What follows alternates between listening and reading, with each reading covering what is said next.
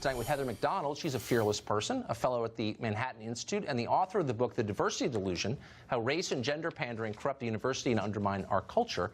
And she joins us tonight. Heather, thanks very much for coming on. So my theory is that when you say the true things, people get outraged. You know, hurt dog barks. But just to be clear, as a social scientist yourself, I hope you'll confirm for our audience that this is not a controversial statement, that male employment and wages directly affect the marriage rate, do they not? Well, first of all, Tucker, I want to commend you for making the breakdown of marriage a central focus of your show. There's no bigger social catastrophe of our age than the fact that more and more children are being raised without their fathers. And the elites understand that. Marriage has not disappeared from the elites. That's for sure. And yet, they are absolutely unwilling to send the message that fathers are as important to their children as mothers. Their tongues are tied. They refuse to say it. It's one of those truths that, again, is being completely denied by elite culture. Why? Because it violates the feminist nostrum that strong women could do it all. Now, you're right that there's an economic component to this, and most famously, William Julius Wilson explained the drop in marriage among the black community as a result of jobs leaving the Midwest. And he said that the male unemployment decreases females' willingness to marry. But I think you also have to look at a culture explanation, because I remember being taken around in a ride-along by a Chicago cop, a very handsome man, solid job, good pension to look forward to. He had fathered several children out of wedlock. Why? Because the marriage norm had simply disappeared from the black community. So I think this is a cultural matter as well.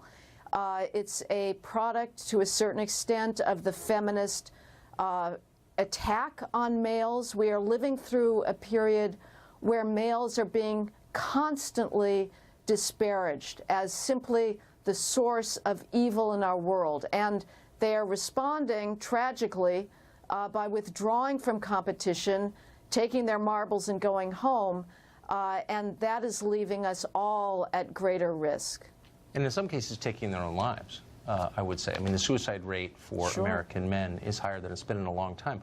I would just note that the problems that William Julius Wilson chronicled, I thought so well, 30 or 40 years ago, are now the problems of rural America, which obviously has a completely different racial demographic and political beliefs than inner city America. And it seems to me that when it happens to two different groups, the very same thing, that would be the wake-up call for our policymakers to say, wait a second, maybe we should get involved in thinking about how to fix this, considering in our neighborhoods where rich people live, in my neighborhood, for example, there are no single mothers. Everyone's married.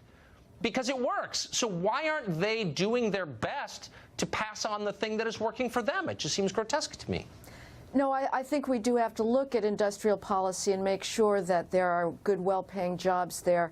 I just wouldn't assume that that is going to be enough at this point to turn around the culture.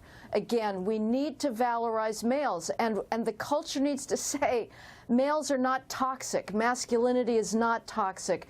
There are male virtues of valor, courage, chivalry, heroism in war that are really uniquely male. They should not be disparaged. Females have complementary virtues and values that are also essential to children. So wait, can I ask, where does the idea come from that when men fail, women win? I mean, that really is the underlying assumption of, like, the dumb people we always play from other shows. You know, men are declining, this is great for us. But men and women are totally interconnected. So how can the failure of one help the other? Doesn't it hurt all of us? Yeah, it's a preposterous zero-sum mentality.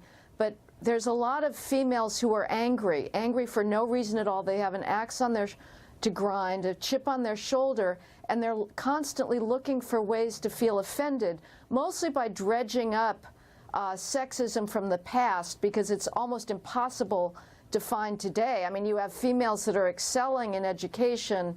There's not a single mainstream institution that is not twisting itself into knots to hire and promote as many females as possible. And yet females are still wringing their hands over the alleged sexism of the 50s simply so they can feel like they're victims, preposterous. I am not a victim.